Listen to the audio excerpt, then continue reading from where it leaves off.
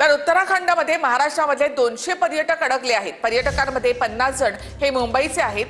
यमुनोत्री येथे मुसळधार पावसामुळे यात्रेकरू अडकले आहेत। उत्तराखंडमध्ये अतिवृष्टीमुळे रेड अलर्ट जारी आहे।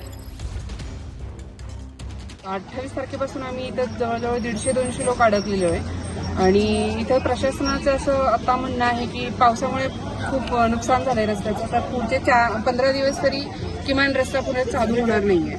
तर आम्हाला थोडी मदत हवी होती इथून बाहेर पडण्यासाठी। तर लोकांचं आता सगळं खाण्यापिण्याची सगळं व्यवस्था म्हणजे संपत चाललंय आणि काही लोकांकडे पैशाची भरपूर हे होणार शक्यता आहे। स्थानिक इथले प्रशासन म्हणते की 15 दिवस अजून वेळ लागेल। एवढे हे होणार नाही आणि 2 दिवस आणि तर हे करणार म्हणते ते। आता इथं तर लोकांचं आता सगळं खाण्यापिण्याची सगळं व्यवस्था म्हणजे संपत चाललंय आणि काही लोकांकडे पैशाची भरपूर हे होणार शक्यता आहे।